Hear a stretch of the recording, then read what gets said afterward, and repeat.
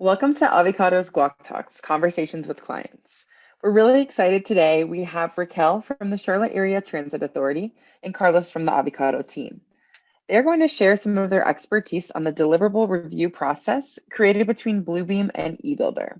So for the sake of time, let's just go ahead and jump right in. Racquel, what was the ultimate need at CATS? The purpose of the deliverable review is to match an in-house process that CATS already had.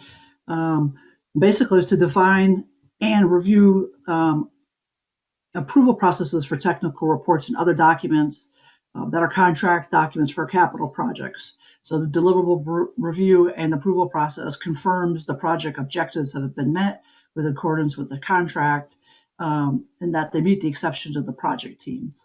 So CATS had a need for a digital process for the stakeholders within the city and outside city agencies to be able to help with these project deliverable reviews, look at milestones in these type of reports. So they asked this team to come up with the idea of how eBuilder process could mirror the current paper process. Sounds like a pretty big need. What were some of the elements or requirements for the process to be successful? Of course, the first one was the process had to be same as the CATS deliverable review and approval process that was currently in place. At the old paper process, we'll say that. The comments for these deliverables had to be able to be tracked similar to what was happening in the past with an Excel spreadsheet format. The review needed to include not only city staff, but again, potentially staff on the outside or additional outside stakeholders from other agencies. We wanted the review to be flexible, the ability to complete the review in a couple different ways. With our team, we figured out we could have the review done using Bluebeam, an edit in place using Word, and our dynamic grid that we build into the process. We also wanted to make sure that the Bluebeam gave the users the ability to create the comments and then the consultant to be able to mark up and or disposition the comments, that the user had the ability to also make comments if the deliverable was a drawing or a specific type of document or specification. So we've met that also. And basically when the ball gets in the people's court or the user's court, that they're able to resolve the comments from within eBuilder via Bluebeam also. So then we had to find a way to transport that information from Bluebeam back into eBuilder. We figured out a way to do that using a PDF application that was built into Bluebeam to export it, because ultimately we wanted the information to be able to live within eBuilder at the end. Sorry, eBuilder, Bluebeam, trying to get them go back and forth. Keep stumbling me. No worries, Racquel. Thank you for the insight into your process. So Carlos, can you explain a little bit on the eBuilder side of things and what does a technical setup look like? We knew that we had to build a process in eBuilder to facilitate the requirements or the elements that Racquel just talked about.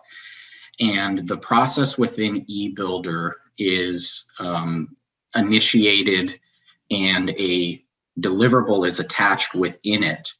And within the workflow, there's a condition or a question that's asked, does this need to go through a Bluebeam review or does it not need to go to a Bluebeam review? If it does not need to go to a Bluebeam review, it goes to a step where the users can review the document, and they're using the edit in place feature within eBuilder to edit the document and then save it so that it's automatically saved within the system. Edit in place is a feature that not a lot of folks use, not a lot of folks know about, but it was a way for small documents such as a quick Word document to be reviewed within this process without having to go and be reviewed in a Bluebeam session. So on the other hand, if it is a document that is indicated to be reviewed by Bluebeam, it goes to a group review step within eBuilder where all of the group members are invited to that Bluebeam session and they collaborate on the document. They provide their markups and it gathers their comments in a spreadsheet-like export that we can take and then import into a dynamic grid within eBuilder.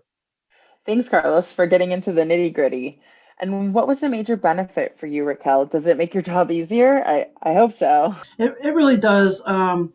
So I think some of the major benefits, it's easy to retrieve the information, like Carlos was saying, once we get it from Bluebeam back into eBuilder. The users have the ability to print off any revisions, comments, and even the drawings. So it's great for the historical values, transparency that we all like to talk about. It's auditable. And eBuilder in general, when a staff member leaves a project, like all eBuilder systems, the information remains within the system for the future, which is huge and a big capital project. So yeah, so far we've had 59 reviews kicked off. We've had 10 minor help desk tickets. So as an admin, this process has really been set up where we've been had very little interaction with the process once it was built. The user can add all the reviewers in. They can choose the type of review format that Carlos mentioned. They can disposition the comments easily. They can revise the deliverable. And any new process, of course, was a bit of learning curve. But we've been able to get off to a great start. Some training will continue from outside agencies, which is expected. So really the last piece for me, when I would say that I'm done with the process, is to create a short user's video to accompany the written user guide that we currently have in place. So for me, it's going to be, an easier feature to keep track of where is these documents also. That's always the goal, right? At the end of the project, we want to know where all the documents live. Yes, it definitely makes it easier having everything in one place. Well, Racquel, we love working with you. So thank you so much for sharing with us what you're working on. And thank you, Carlos, for participating. And everyone out there watching, we hope you were able to learn a little something. So thank you.